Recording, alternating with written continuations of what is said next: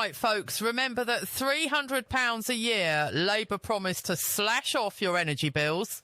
Well, let's just say don't spend it all at once or ever, because that great British energy plan, it's starting to look a lot more corporate than great. And the only ones seeing the savings might just be wearing suits in Canary Wharf. They told us this was a game changer. Ed Miliband stood on stage and declared the era of rip-off bills was over. But fast forward a few months, and millions of us are still shivering in uninsulated homes, wondering where the help is. Spoiler alert, it's not in your wallet, it's in an offshore wind fund. Let's clear this up. Great British Energy isn't a competitor to British Gas. You can't switch to it. It doesn't sell you electricity, and it definitely doesn't slash your bills. It's a government-owned investment pot that throws taxpayer cash at energy projects that private firms find too risky, like floating wind farms off Scotland that might help in 2035. Maybe. Let's talk numbers. Labour's put £8.3 billion into this pot, but not a penny of it is going to heat the homes of struggling families this winter. No emergency help for those on prepayment meters, no grants for coal pensioners, no insulation for Britain's leakiest flats. Instead, we get subsidies for experimental tech, corporate partnerships, and glossy green expos with lots of ribbon cutting and very few results. Let's get real. Over 7 million people in the UK are in fuel poverty. That means turning off the heating, rationing hot water, cooking less, or choosing between bills and food. But what does GBE offer them? Nothing but promises of future innovation.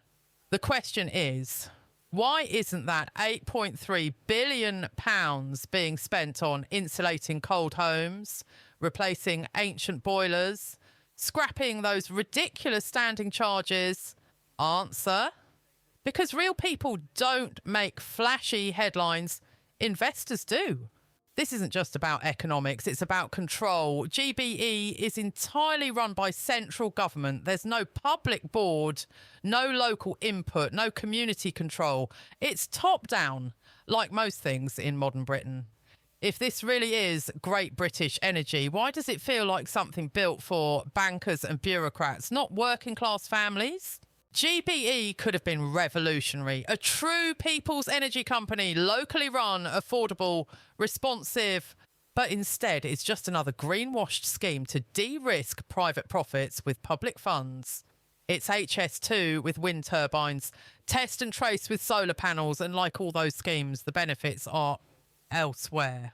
You don't fix a fuel poverty crisis with a white paper. You fix it by putting money where people are hurting. Labour promised relief, but so far they've delivered rhetoric and ribbon cutting. Let me be blunt, if this continues, Labour could face a backlash from their own base, because people are fed up, not just with the Tories, but with all politicians who say one thing and then vanish behind a wind farm.